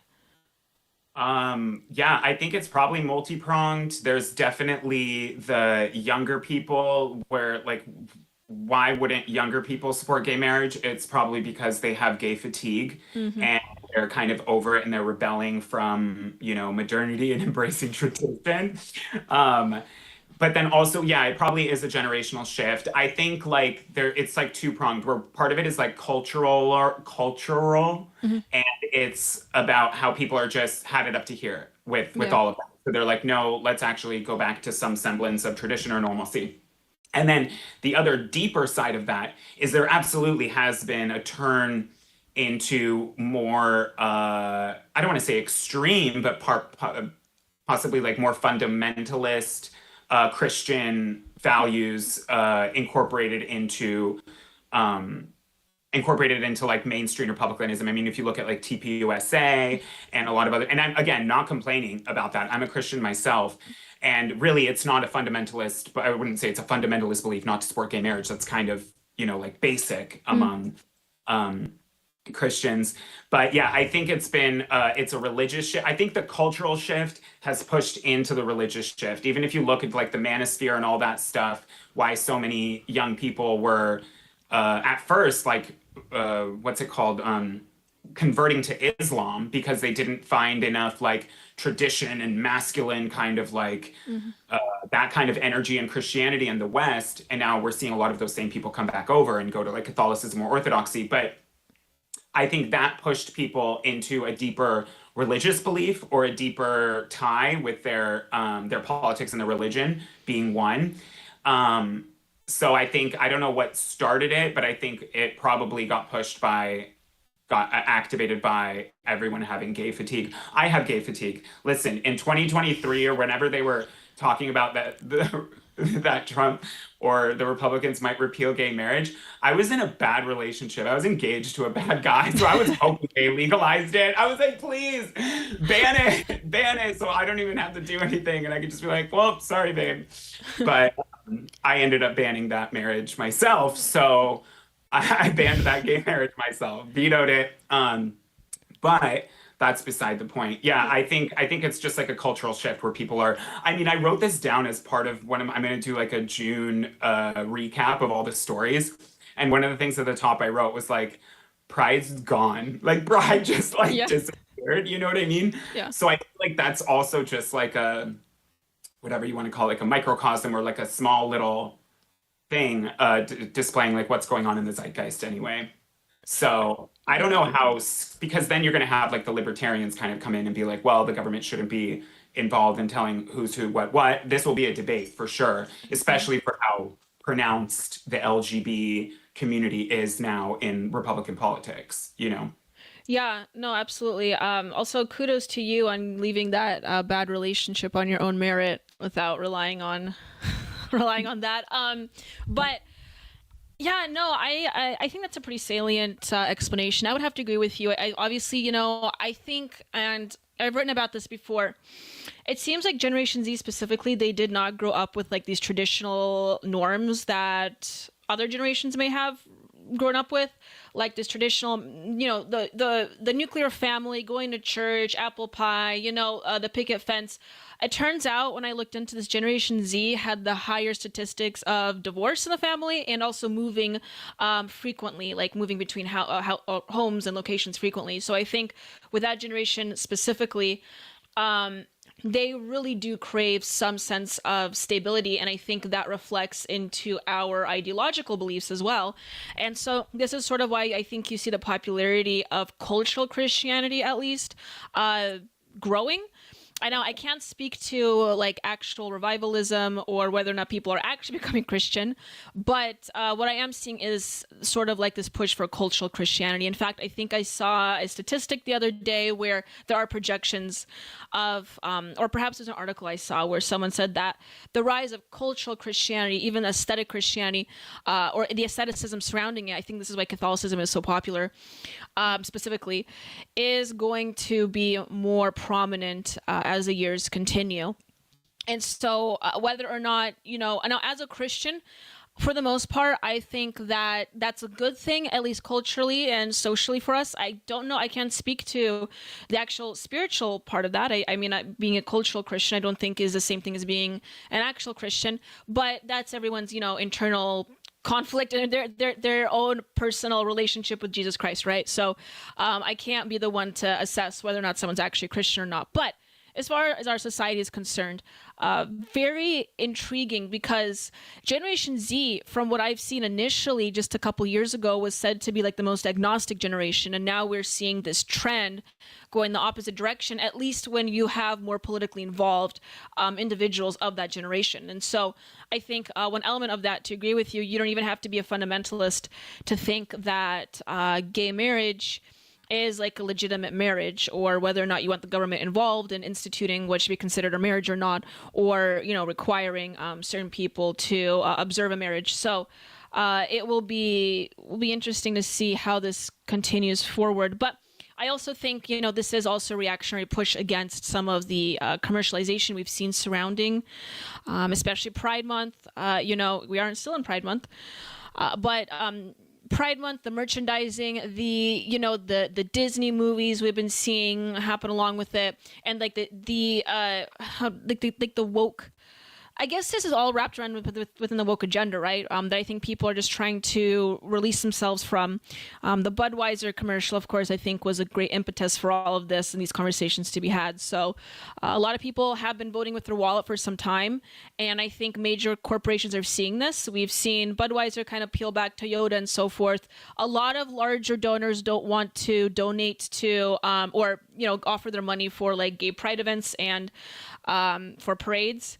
And so that has been a major shift. And I think just ultimately Americans are just also kind of sick of it, because your average salt of the earth American, when they think now of gay pride, or I'm sorry, a gay marriage, they also think of all the other, you know, woke ideology, the transgender, you know, situation, and even some of the DEI concept wrapped in with that. And I think that younger people that weren't around for that case, or weren't at least aware of it or conscious of it, I had just started college when it happened, so when it happened, so I was still like somewhat aware of it, even though I wasn't politically involved at that time, but still I was aware of it. But even younger people that weren't aware of that case are going to think about gay marriage, and they're going to think of all of the woke ideology that we have been exposed to.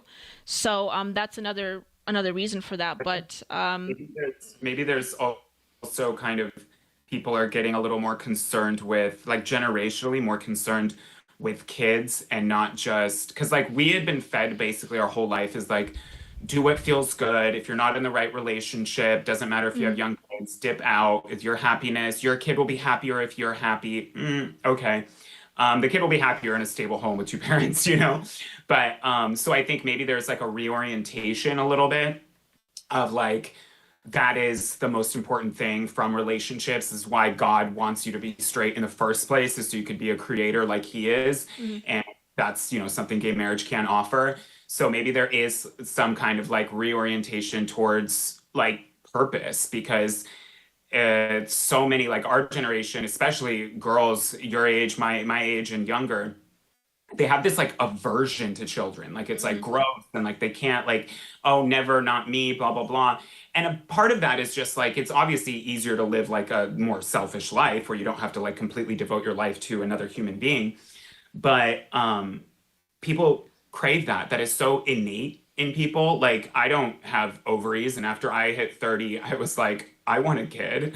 Like it was the first time I'd seen like a little kid run by and be like, oh my gosh, I'm supposed to be doing that. I'm supposed to be like, you know, at this age, I should be like, me and my friend Sam were talking about this, because she's like, has this obsession with like crafts and drawing and all this stuff. And she's like, oh, I realized the reason I'm so into all this like stuff is this is what I would be doing with my kid if I had a kid, is like drawing and collecting and playing games and puzzles and all that stuff. So it's, I don't know, it's I think that people are like reorientating towards purpose, towards something higher than just like this crazy material world we've been sold of, you know, it's just about like go pleasure and buy things and get money. Yeah, I certainly think it is related to sort of like this pro-natalist ideology that is garnering more attention and more support, especially with Gen Z, of course, once again.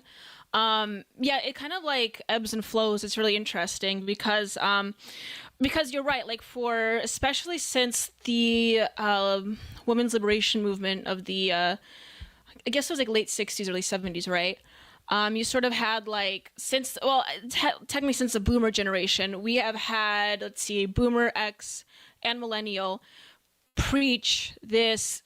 People say anti-natalist. I wouldn't say it's necessarily anti-natalist, but you could argue like more like women's empowerment narrative, which in turn would, you know, naturally relate to having less kids or no kids. And you certainly see this with more women when they go to school. They like prolong the their childbearing years. That would ultimately, like, you know, for prevent more people from having children. But so we are sort of shifting back to those traditional mores that Gen Z and Gen Alpha will want to see. And a part of that is sort of like taking up these traditional roles. I wonder if that will be like the next credo for the next few generations, and then it will turn again. Because I do wonder, like within every civilization, if there are like these major ebbs and flows. People say it all started with feminism or the second wave feminism in the United States. I don't know if that's necessarily true, but it certainly is one of the more stronger or prominent versions of that. So, but yeah, it'll be interesting to see what. But I think it certainly is related to that, absolutely, and perhaps that is the pro-natalist movement is related to the sort of like this diversion from accepting gay marriage. But and this also relates to, I think, like adoption as well. I've been seeing a lot of people have the conversation of, and I don't really know where I am with IVF. I know Trump supports it. I am like teetering back and forth on whether or not, I don't know, because like some people have medical conditions. I'm certainly like haven't looked into it. Definitely not. But I know that I know a couple people that needed it for medical reasons. But you are seeing more and more people say that IVF should be not an option for anyone. So there's that, and also in relation to like, you know, gay couples adopting as well. And I've also been, you know, reconsidering that too. What is your take on those two topics? Yeah, I think the adoption thing is tough. I could easily say I'm kind of grossed out by gay couples doing surrogacy and then taking like a child from a mother who had to rear the entire thing.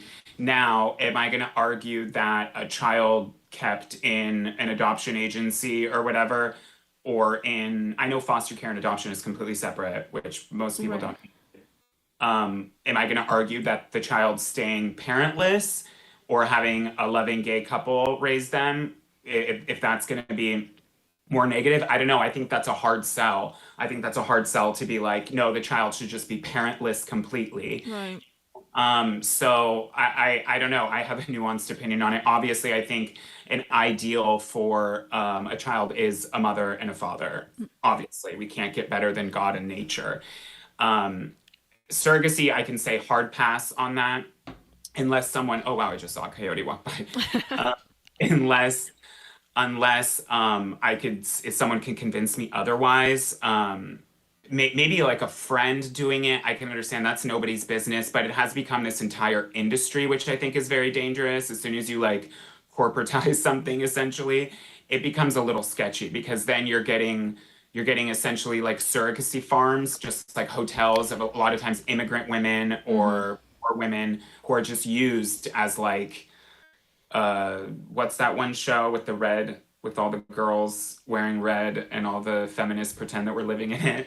Scarlet, is it the Scarlet Letter? Is that what you're referring No, to? that one with oh gosh, they call like it was like the novel. It's like a dystopian novel from the 80s about like a Christian fundamentalist taking over and only using women for babies, and then it became this huge show on Hulu, and they all wear like the white bonnets and the red capes.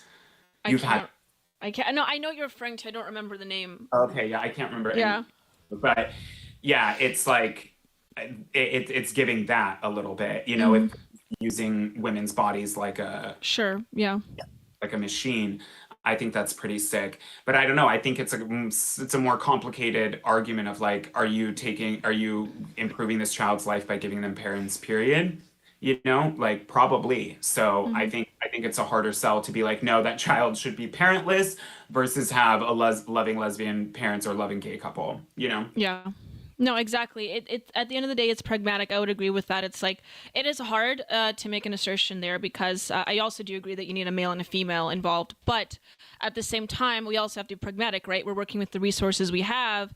And I don't know the statistics on this, but I would assume that obviously gay couples are more apt to adopt. And so if a child needs a home, that would be beneficial. But yeah, I don't know. I'm still debating it. I know like it's a popular thing right now to say no gay adoption whatsoever.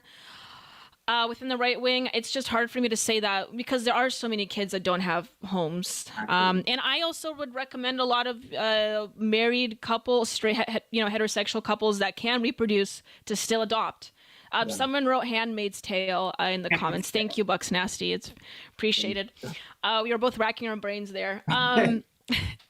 But yeah, anyway, I have 10 minutes left. I should. I want to say one thing real quick about that. Also, I brought it up myself. Like, obviously, the best thing for a kid is a mother and a father, right? Hands down. Now, we can't use that as the only argument to prevent gay adoption because, like, individuals are able to adopt kids as well. So, prevent like single women from adopting, single men adopting. So it's like, really, I feel like as long as it's a safe, loving home, that's going to be better and safe, loving, and also not like some weird indoctrination farm where they're like raising trans kids. You know what I mean? Exactly.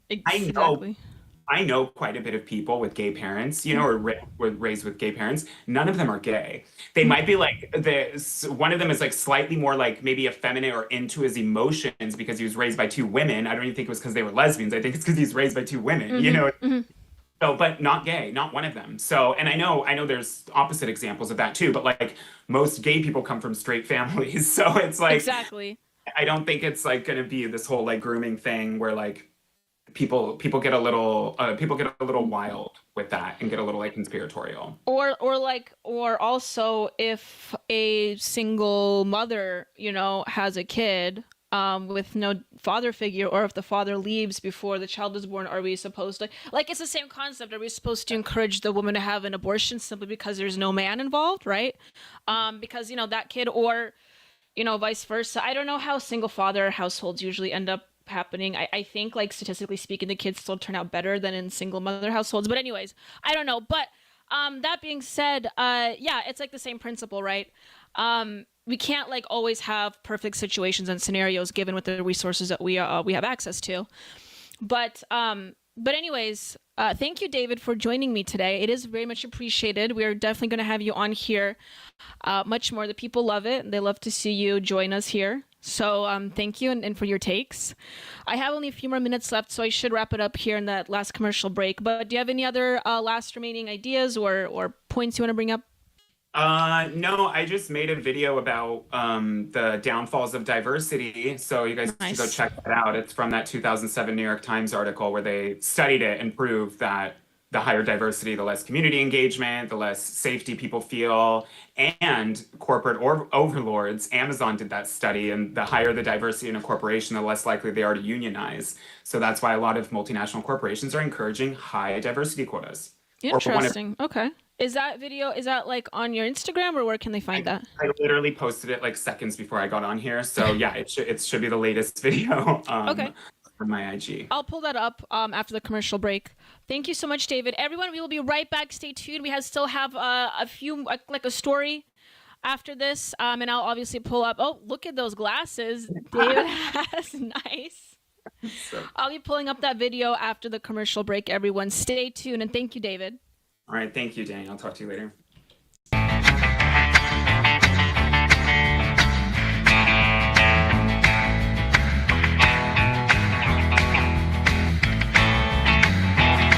Well, here comes Daniela like Marilyn with a twist. She's got a master's degree and a style you can't resist. On Culturama, baby, we're shaking up the scene. So hit that like, make it click, you know what we mean. Like and subscribe, come on, don't delay. With Daniela at the helm, we're leading the way. It's Culturama, taking back tomorrow today.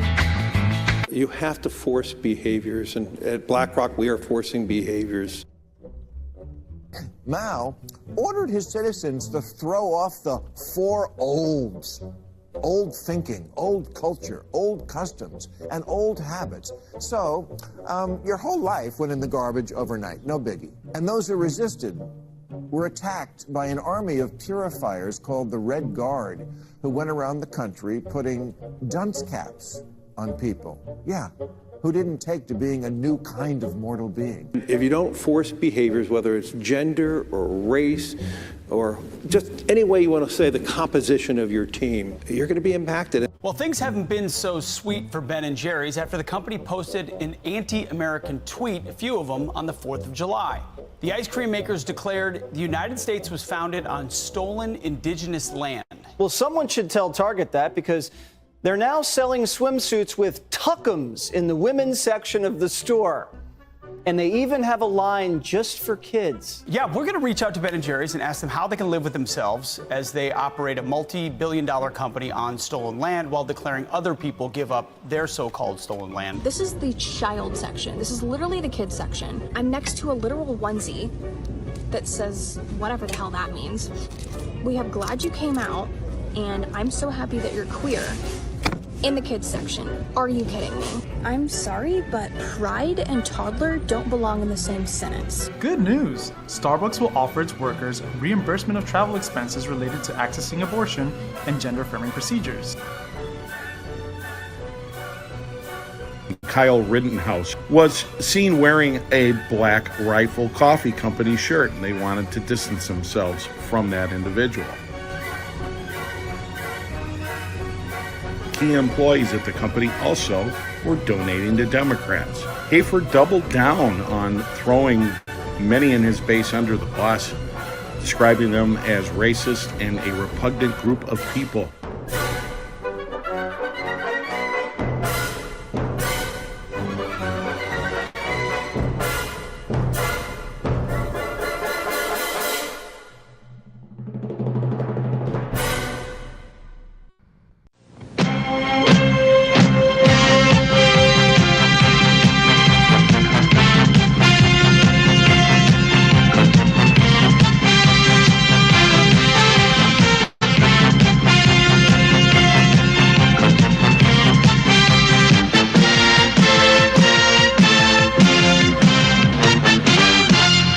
liberty lovers, stop scrolling, because if you're tired of the same old news, then I've got just the wake-up call for you. I want to thank you for tuning in to Culturama, and I know that you're enjoying every minute of it. Join us at rumble.com/AP4Liberty. The Wake Up America show is Mondays through Fridays, 7 to 9 a.m. Central Time. It's a great way to start your day. Coffee's optional, but waking up is mandatory. Remember, at Wake Up America, we'll keep you sharp, we'll keep you laughing, most of all, we'll keep you free. I'll see you in the morning.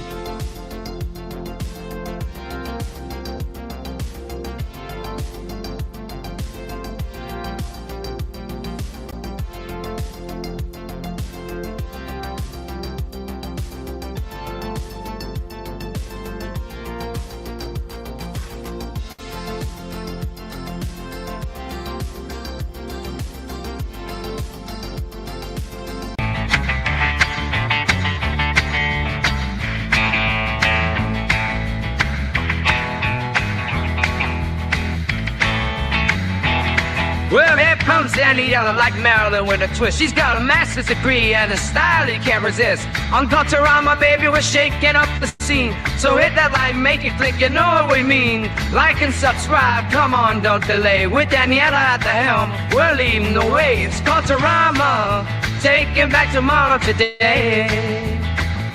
You have to force behaviors, and at BlackRock, we are forcing behaviors. Mao ordered his citizens to throw off the four olds.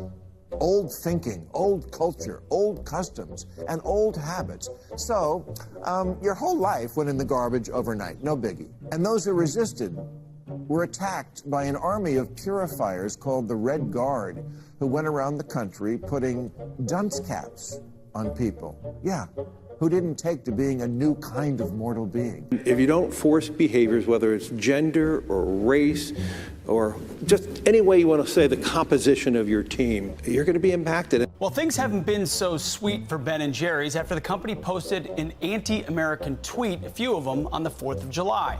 The ice cream makers declared the United States was founded on stolen indigenous land.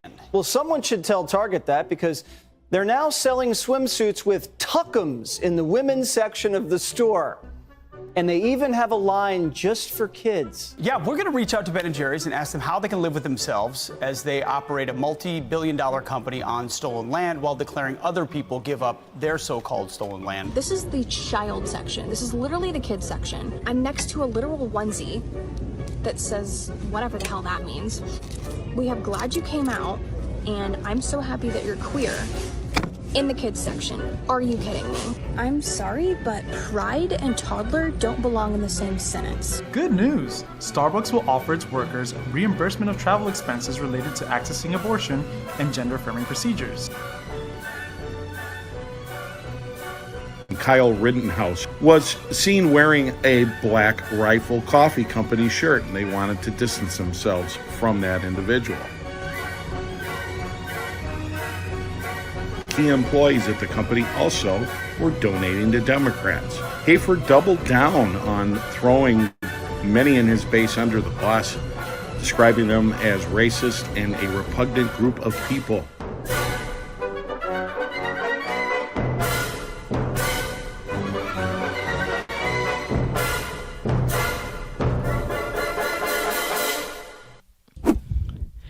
Okay, everyone, thank you so much. I already just noticed it is 7 p.m. already, and it is the time for the Liberty Tonight Show.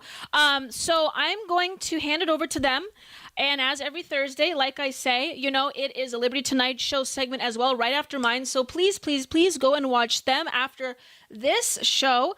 Let me pull up the link to them and then also pull up David of America's Instagram, so I can show you guys that video that he was talking about. So let me do that here in a second. And it was so good to see everyone. Lower viewership today. Next time, let's bump those numbers up, ladies and gentlemen. But this is American David of Instagram. You can go to this is the name American David, and this is his Instagram, 20,000 followers. Boy, am I jealous. And here is a video that he was talking about, the downside of diversity. Go check it out. Go like it. Please, please. Let's have a look.